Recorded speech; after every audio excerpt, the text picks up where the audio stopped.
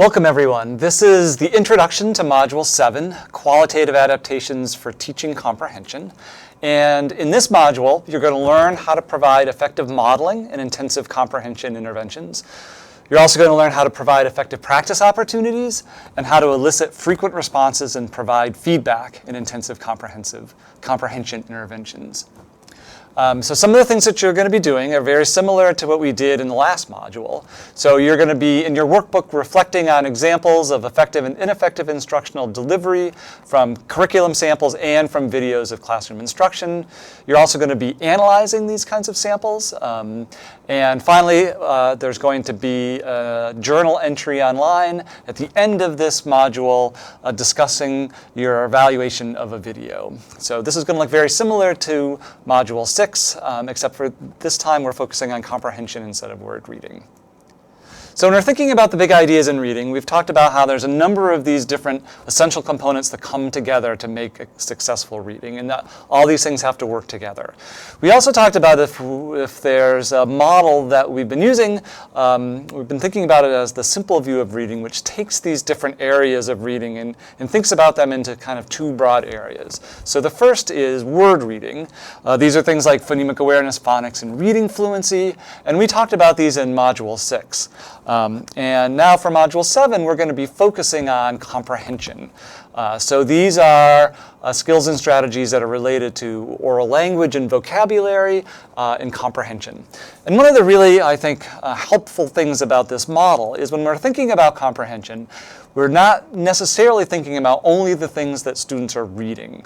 We're also thinking about comprehension of things that they're listening to. So we could be talking about doing these kinds of instructional activities for oral language as well as written language. So students could be reading text or a paragraph or a passage to themselves or reading it themselves, or a teacher could also be reading the same things out loud and still working on things like vocabulary and comprehension strategies.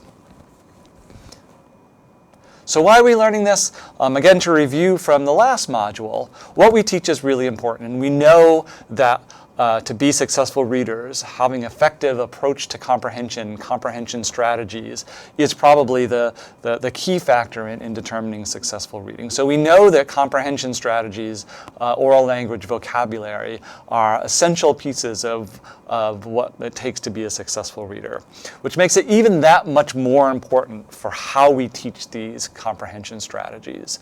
And particularly because comprehension isn't just basic skills.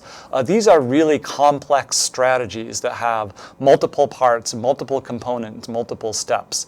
So for students to be successful comprehenders, we need to be very careful and thoughtful and explicit about how we teach the steps and the components of these very complex strategies.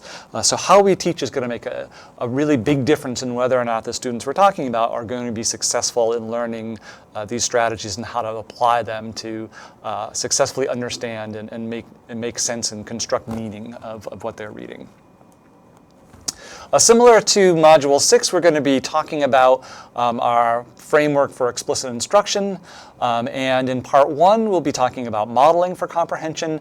In Part 2, we'll be talking about practice. And then in Part 3, we'll be focusing on supporting practices, particularly eliciting frequent responses and providing immediate specific feedback. And just to kind of bring us back around to our DBI framework, when we're thinking about qualitative adaptations, what we're really thinking about is, for the most part, this part here. So how to understand how we can make adaptations to our interventions and to our lessons to make them more supportive of students experiencing really significant learning difficulties. So we're going to think about how we can make adaptations to comprehension instruction to make it more supportive, more intensive, more intentional. But I also think it's important to think that we can also understand these principles of effective instruction at this stage too. It helps us to, when we're evaluating what are good intervention programs for teaching comprehension, we can use our understanding of this explicit instruction model for looking for these features within programs when we're in that process of evaluating and adapting or adopting effective practices or effective programs.